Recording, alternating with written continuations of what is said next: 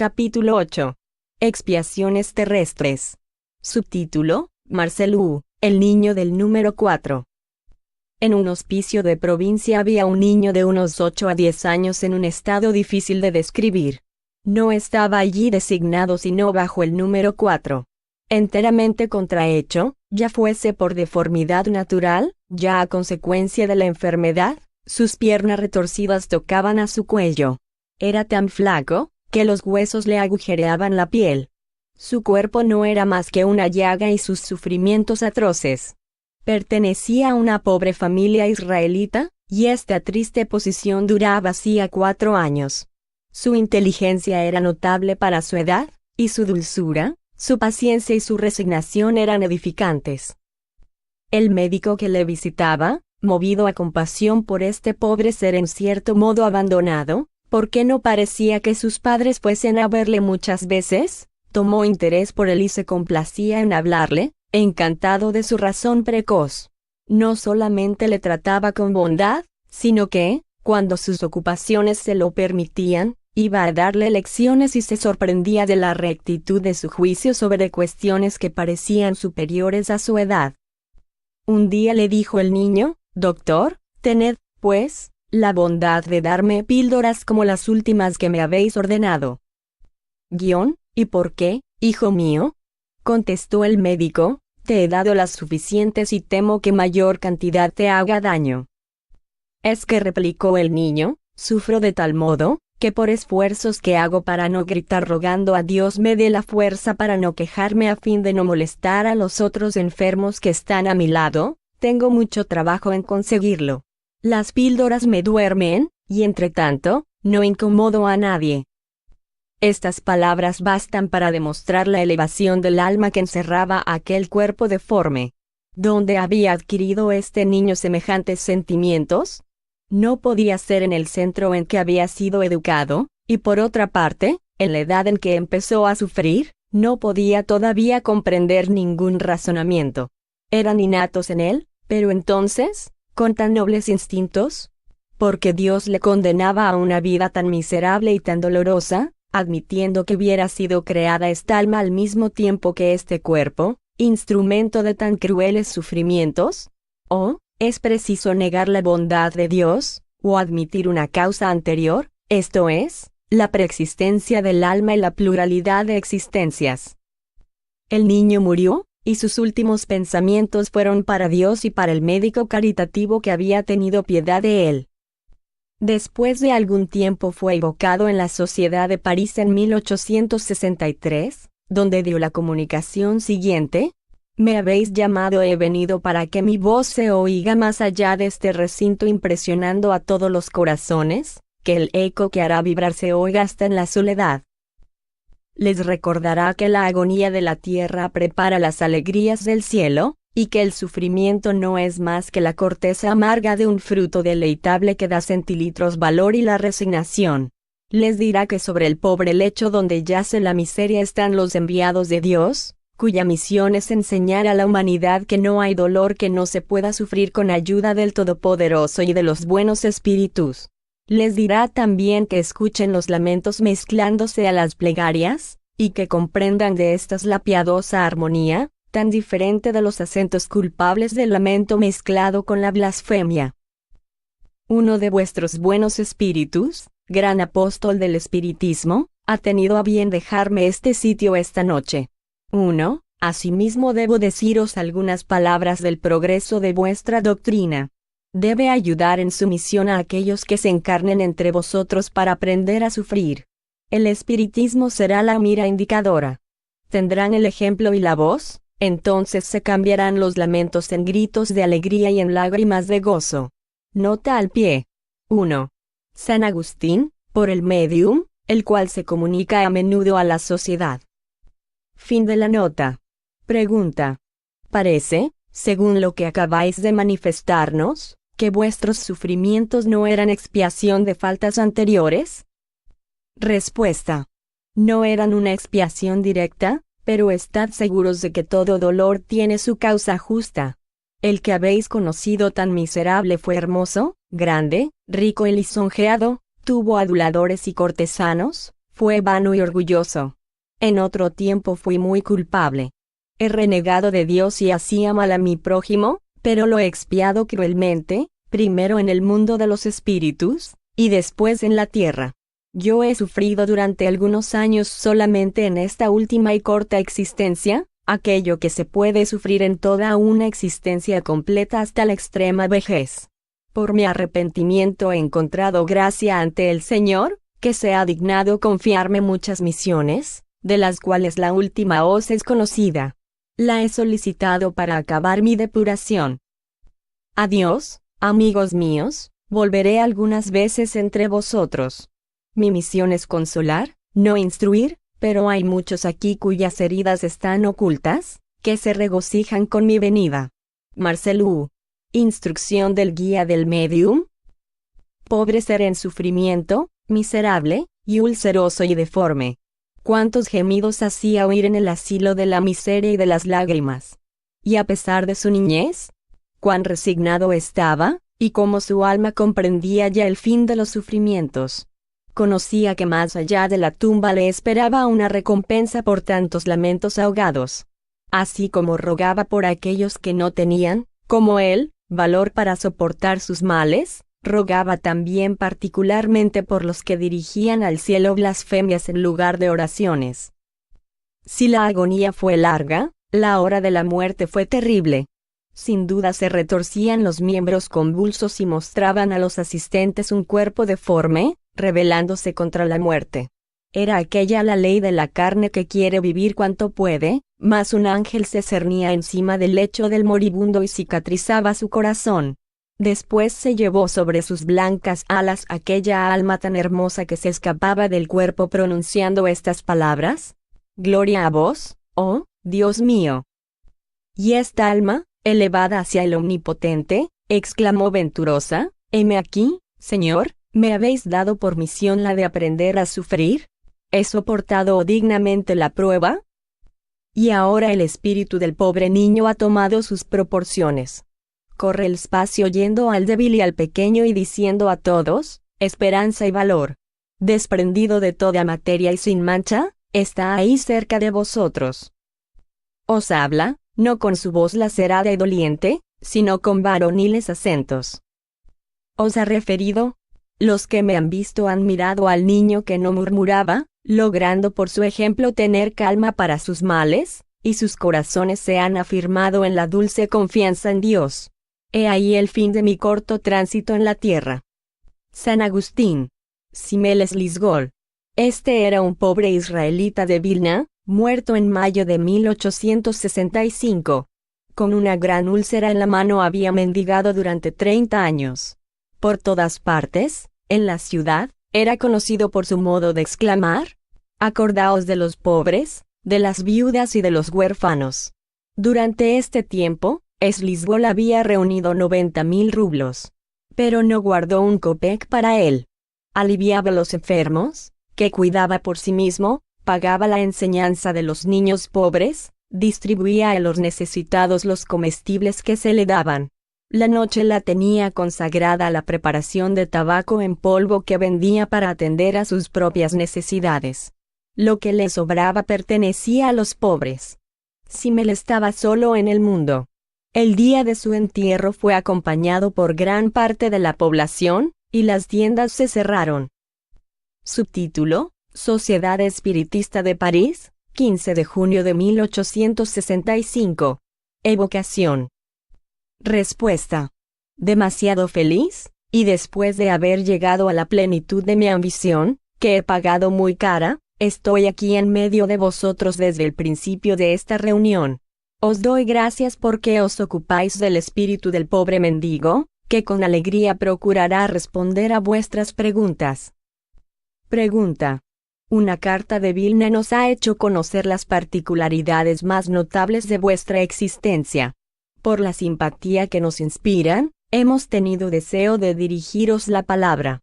Os damos las gracias por haber venido a nuestro llamamiento, y puesto que estáis dispuesto en respondernos, tendremos el mayor placer, para nuestra instrucción, en conocer vuestro estado como espíritu, y las causas que han motivado el género de vuestra última existencia.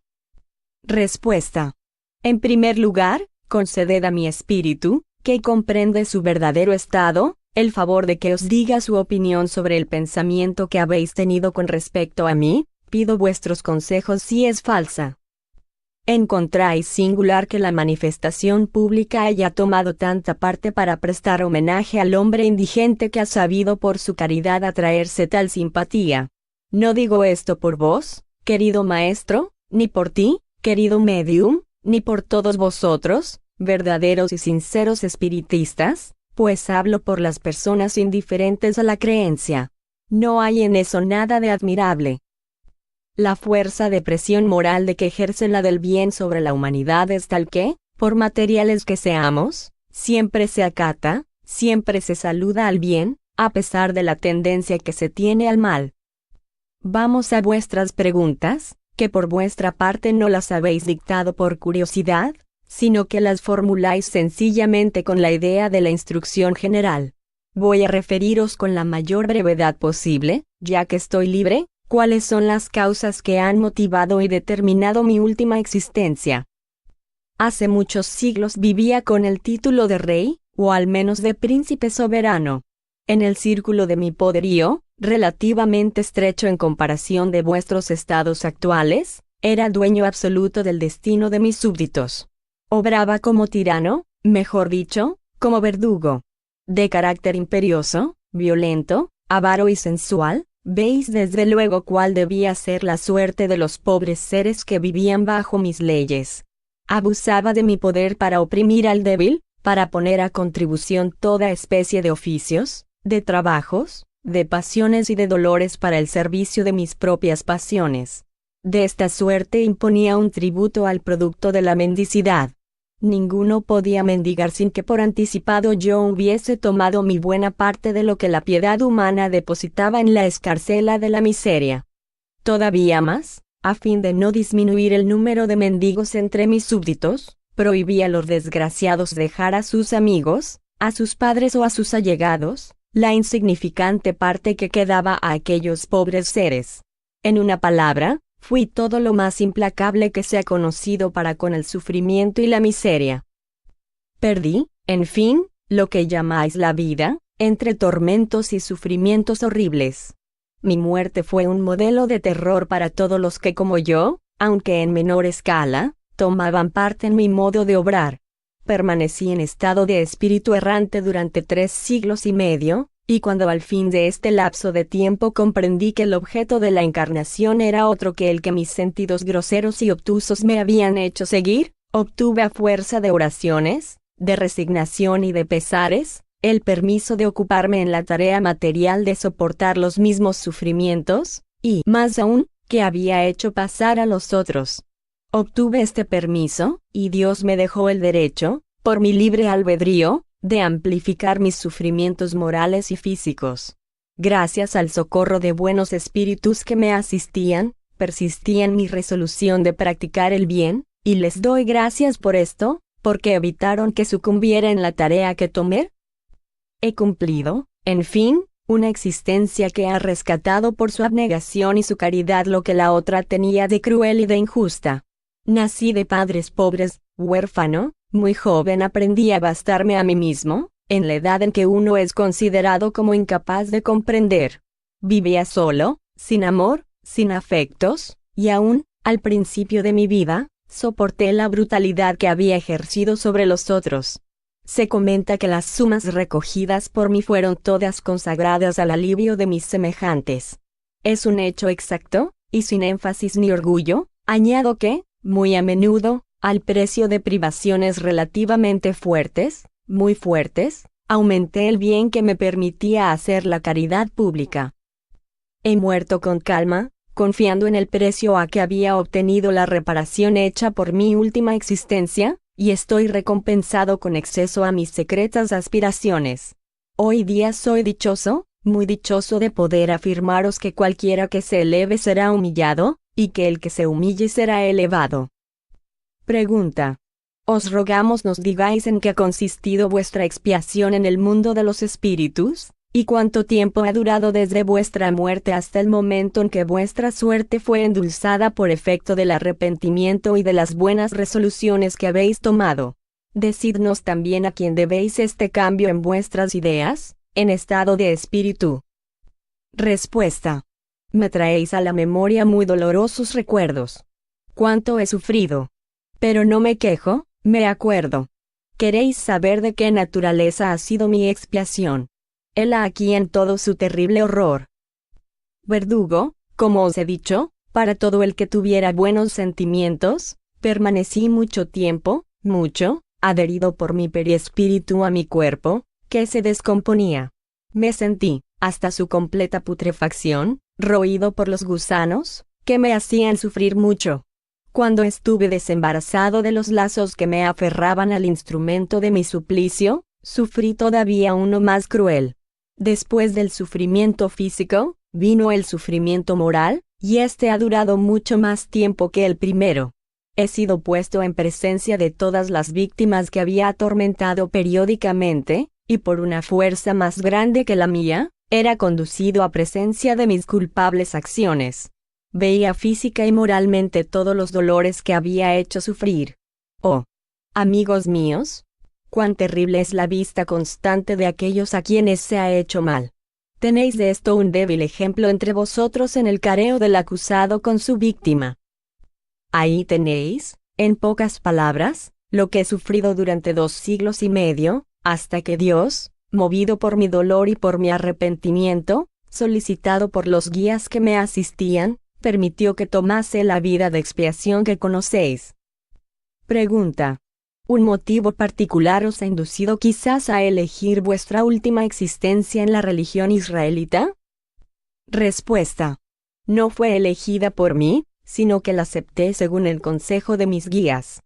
La religión israelita añadía una pequeña humillación más a mi vida de expiación. Porque en ciertos países, sobre todo, la mayoría de los encarnados desprecian a los israelitas, y particularmente a los judíos mendicantes.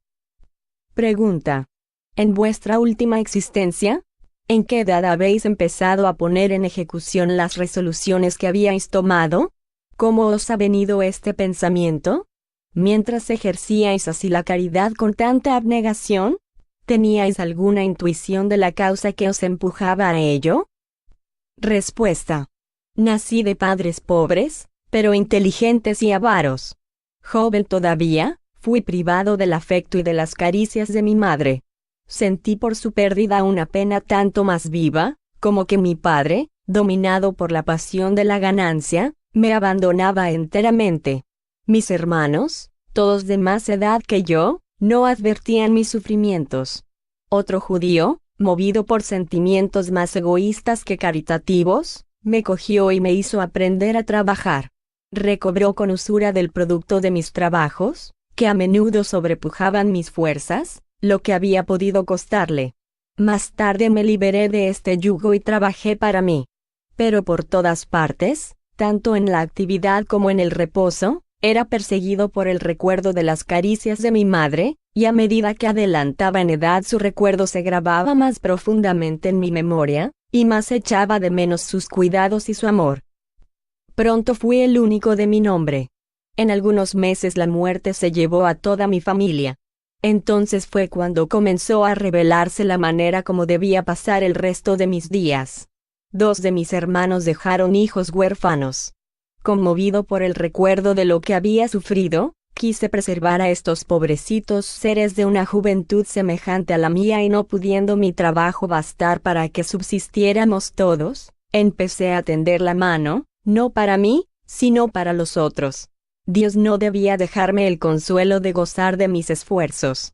Los pobrecitos me dejaron para siempre. Veía lo que les hacía falta, era su madre. Resolví entonces pedir limosna para las viudas desgraciadas, que no pudiendo bastarse así y a sus hijos, se imponían privaciones que las conducían a la tumba, dejando pobres huérfanos que quedaban abandonados y entregados a los tormentos que yo mismo había sufrido. Tenía 30 años cuando, lleno de fuerza y de salud, se me vio mendigar para la viuda y el huérfano. Los principios fueron penosos y debí soportar más de una humillante palabra. Pero cuando se vio que distribuía realmente todo lo que recibía en nombre de mis pobres, cuando se vio añadir a ello las sobras de mi trabajo, adquirí una especie de consideración que no dejaba de tener encanto para mí. He vivido 60 y tantos años, y jamás falté a la tarea que me había impuesto. Tampoco la conciencia me advirtió jamás nada que me hiciera sospechar que un motivo anterior a mi existencia fuese el móvil de mi manera de obrar. Solamente un día, antes de empezar a pedir limosna, oí estas palabras: no hagas a los otros lo que no quisieras que te hiciesen.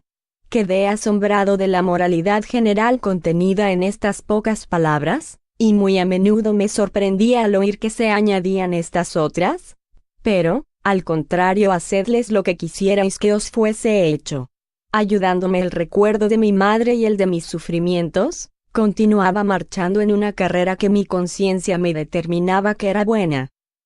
Voy a concluir esta larga comunicación diciéndoos, gracias.